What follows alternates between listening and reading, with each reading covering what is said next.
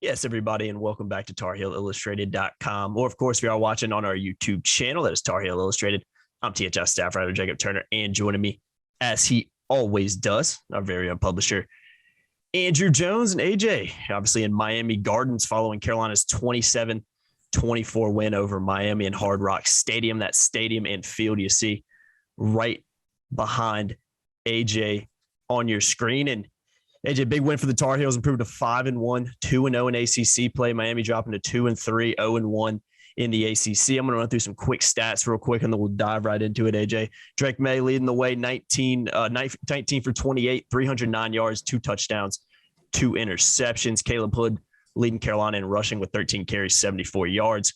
And J.J. Jones, 2 catches for 80 yards, leading receiver for the Tar Heels. 470 total yards from North Carolina, 529 for Miami, 496 of those through the air. So Miami outgaining North Carolina, but again, Carolina finding a way to win. And AJ, I think it starts on the defensive side of the ball. We've talked a lot about the defense this year. I think we're having a little bit different conversation about the defense. We've had different conversations over the past couple of weeks going back to Virginia Tech game. And once again, defense steps up and makes plays. 5 for 14 on third down. Miami was 3 for 6 on fourth.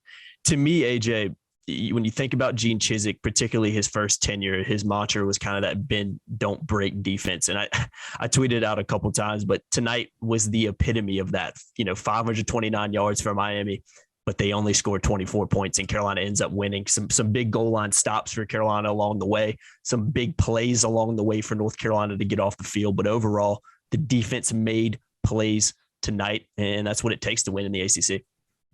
Well, tonight's a perfect example of why just looking at stat rankings don't mean everything, because their stat rankings are going to take a beating tonight. They gave up 529 yards. Yeah. 496 yards for Tyler Van Dyke passing. So the people are going to say, well, the secondary was terrible. Their pass defense sucks. I mean, I saw it on Twitter. Dre Bly was fired early in the second quarter, and then he got fired like 40 times. He's been fired a few times. Yeah, Longo was fired tonight. Chizik was fired. Mack was fired when he went for it on that fourth down. It's the same old crap every game, and I get it. People emotionally care. I'm cool about that. I think it's great. I love that kind of passion. But now the game's over, and people can sort of look at things reasonably. And the guys in the secondary did make plays. Tony Grimes made several huge plays. And in the end, Gene will tell you, and I know it's kind of coach speak and all that kind of junk. Well, the only stat that matters is what? The scoreboard. Mm-hmm. And the reason Miami only scored 24 points in this game is because the Tar Heels bent a lot, as you said, didn't break that much, and they found ways to get off the field. I think it's fascinating, and I asked Cedric Gray about this. I asked Mack about it. You're giving up a lot of yardage. And teams are racking up some first downs in waves. They're getting chunk plays. Miami had a lot of those 15, 18-yard chunk plays, not a bunch of catastrophics, and they're getting them on first down, second down, whatever. So they weren't converting on a bunch of third downs. And then all of a sudden, you bow up, you stop the run, and they did a really good job stopping the run, and I think gave up 41 yards. And then they put Miami in a position to have to continue to make plays against the defense in order to move the ball down the field, and they stepped up and made plays. There were times where they had tremendous pressure. A bunch of different guys had pressure. Noah Taylor had pressure. Kamen Rucker, big time on that fourth down stop, right in like the 2-yard line or 1-yard line, whatever it was. And Carolina ended up going 99 yards for a score. DeAndre Boykins had a sack on a fourth down. Again, they put them in positions that Van Dyke had to be perfect for Miami to win this game, and he wasn't. And Carolina was able to get off the field. So I think the defense did things that give you a crap load of confidence. Going out there and just shutting everybody out and goose eggs for 4 quarters and no rushing yards and no passing yards, it's not going to happen. It's not going to happen against talented teams. We kept telling people that don't judge Miami by Middle Tennessee. Understand that a really good coaching staff had an extra week. They got a chance to reevaluate. They added some stuff offensively, which they did. And you knew that Van Dyke, who's a big-time NFL prospect, was going to be a lot better than he had been. And he was. But he wasn't good enough to win. The defense won this game in the end because the offense had 6 points in the second half, 2 field goals. The defense backed them up. The offense didn't take care of business. They weren't as great in the red zone as they had been. Drake threw 2 interceptions, but the defense, they didn't let them score a touchdown after the first interception, and they backed it up after the second one, which is when DeAndre got that sack on 4th down. They're 5-1. They're 5-1 because the defense made plays last week and shut down Virginia Tech, held them scoreless in the second half. Today, Miami scored in 2 of the 4 quarters. They didn't score in the first quarter. So there was a period where the defense actually went 3 quarters without giving up any points. So you'd have to be a fool or dishonest if you don't see that they're making progress. And you'd have to be a fool to not appreciate the fact that guys stepping up and individually making plays to save possessions is a sign of this defense coming together. I asked Cedric Gray specifically that question, and he said, absolutely. You got to do your 1 of 11, and that's guys doing their 1 of 11, stepping up and making plays. A lot of them did it tonight. They weren't always great, but they were great when they needed to be at some key moments in the game, including Cedric Gray, who is phenomenal, and DeAndre Boykins, who is becoming a damn good football player, is a nasty dude. We talked about him, I think, at our football show this week. So the defense has to feel great about itself. They gave the team a chance to win. And by the way, they're 3-0 on the road now. And the defense has made huge plays toward the end of all 3 of those games to preserve wins. That's a good point. Yeah, definitely. I think Cedric Gray in his post-game called DeAndre Boykin a junkyard dog. Had some pretty good quotes about that, which was pretty good. This is growth. We'll talk about it in a few minutes, but, it's just they're halfway through now. This is a process and getting better and better. You have to be uninterested in positives if you're not going to look at this as a positive. Yeah, no doubt about it. I think real quickly, too, on the defense for a second, I think another positive over the last couple of weeks that I've really noticed is just a lot more rotation on that defensive line. You got a lot more guys playing. There's always been a ton of talent down there, but now you got the likes of Jacoby Cohen, Keyshawn Silver, Travis Shaw, Kevin Hester. They're playing, and they're producing, too. They're playing well. I think that's a big positive on that line. On that goal line stand, I think there were 5 plays that they had to defend because Dez had a couple of those hand to the face mask penalties. The first play when they got inside the 10, that was Keyshawn Silver. Yeah. That was Keyshawn Silver meeting the back, shedding the blocker, filling that gap. He had total responsibility control, and then he met the running back, and then other dudes came in. He did it with 3 tackles. Yeah, that's a huge sign. Jacoby Cowan during warmups, when they come out in shorts and they got those little mini sweatshirts and stuff on. Yeah. Jacoby Cowan was the last player on the field. He was doing drills by himself. There was no coach out there with him. Mm-hmm. So there are a lot of guys up front that are getting some. They did this without Reva Hossack. They stopped the run without Reva Hossack today. Yeah, and Miles Murphy is on one ankle. So again, there are a lot of real positive things you could point to about this performance. It'd feel pretty good if you're a Carolina fan. Oh, no doubt about it. No doubt about it on the defensive side, especially. AJ, let's flip over to the offense, and I want to focus on a specific drive for the second thing. And it was obviously that last drive. I guess the second to last, if you count, Drake taking a knee at the end, but the second to last drive Carolina had towards the end, 18 play, 8-minute drive, ends in a field goal, 81 yards. I mean, that was so big. And the reason it was so big is because Carolina was able to run, 8+ minutes off the clock. And we've talked about it. Those are the vintage kind of big, clutch drives you want to see from an offense. You're already up by 7. You don't necessarily need to score. Don't go out there and go 3 and out in 35 seconds like we've seen this Carolina offense do at the tempo they like to play. March down the field, methodically pick up first downs. A lot of, third and short situations, Carolina was able to get first downs on some very, very close plays, but they were able to keep marching the ball. Would have loved to have scored, would have had them feeling, even better than getting a field goal, but you take the field goal all day long, gives Carolina a little bit of momentum. They end up making a stop through DeAndre Boykins to win the game. So, like you said, struggled a little bit in the second half offensively, didn't score a lot of points, but I think that drive to kind of ice things a little bit, wear Miami's defense down, and most importantly, run out the clock a little bit, I thought was a big, big positive for this offense and a reason that Carolina was able to win today.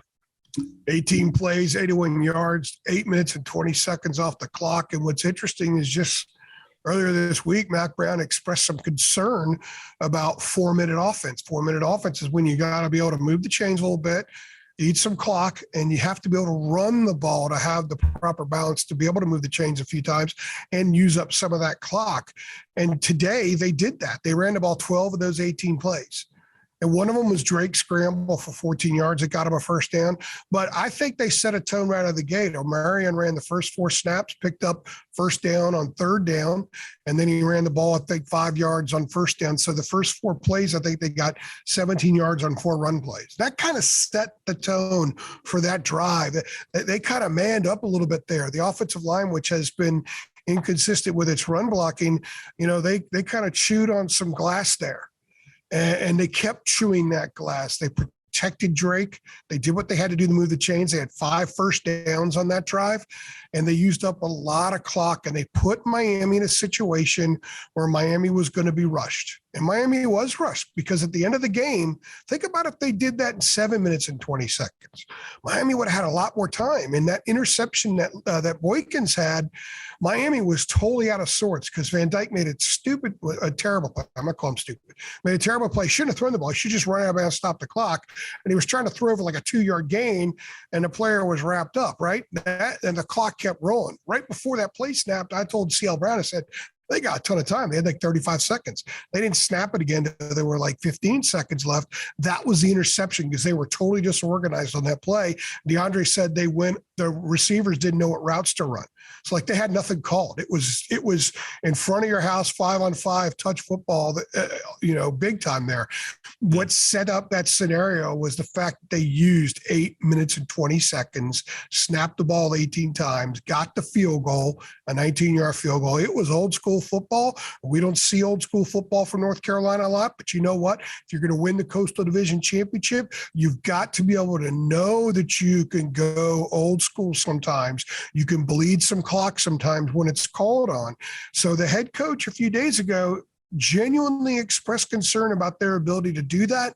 And in this game on the road against a team that perhaps some people think they would have to compete with most to win the Coastal Division, they did just that. So a lot of the question marks, a lot of boxes, they either haven't been checked much or haven't been checked at all from this team, were checked tonight. A lot of the usual ones, we didn't see a lot of that, but we saw a lot of other stuff. And that's a football team. That's a football team learning to win multiple ways. You don't want to be a one-trick pony because one-trick ponies don't go very far.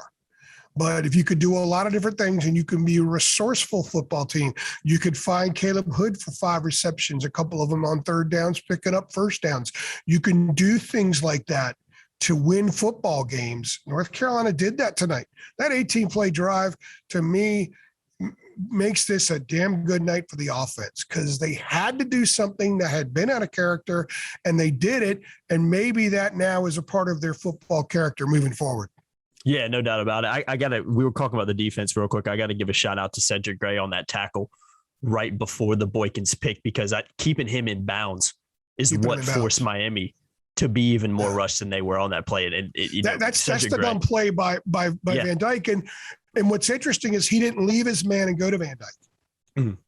He stayed, and that's why that play worked. So look, when they had to make stuff happen, Tony Grimes had 3 huge plays, 1 PBU, I guess it was in the end zone. Mm-hmm. There's a lot of things that guys did tonight that were winning plays, and that's why they won.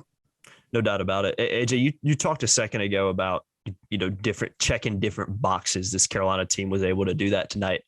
And that's kind of the third thing I want to talk about in terms of what this means. You obviously got Duke coming up next weekend, but checking those different boxes, winning ugly, finding a way to win, those to me, and we talked about it a little bit off camera too, are signs of growth from this football team. And that's what you want to see at the midway point of the season, obviously through 6 games now. So I think those are some really, really big positives you can take. It wasn't pretty all the time, downright ugly at times, but Carolina finding a way to win in different ways. You talk about the offensive drive. That was huge. You talk about the defense forcing turnovers in the fourth quarter on some big possessions. That's something they haven't really done. Even going back a couple of years now, that's signs of growth with this football team. So in terms of what this means, AJ, obviously, like I mentioned, at Duke next week, that's always going to be a tough game. But Carolina, 1 game away from bowl eligibility right now, 2-0 in the ACC in the Coastal Division alone, sitting pretty right now, feeling good about themselves. AJ, what do you think this win means for North Carolina? It's huge. This is their biggest win of this season. Of course, if the other ones would have gone the other way, you look back and say, boy, App was a huge win. Georgia State was a huge win. They're all big wins.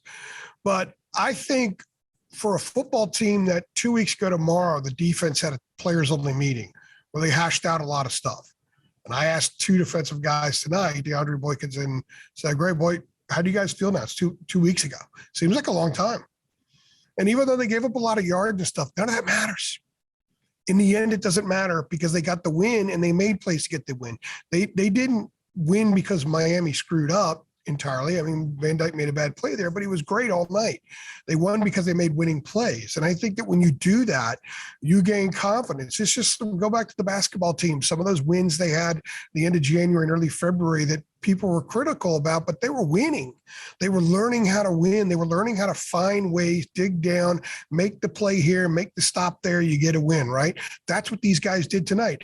It was a great question asked to Mac afterward. And I actually may leave my column with this. He was asked, okay, if you were told, 5 hours ago, 6 hours ago, that Tyler Van Dyke could throw for 496 yards, Drake May throw 2 picks, and your offense would kick 2 field goals in the second half, what would you think the outcome would be? I don't think anybody watching or listening right now would have thought, oh, North Carolina's got that one in the back. You know what Max said? He said, I would have thought the defense was dominant in the second half. And he's right. They gave up 7 yards rushing in the second half.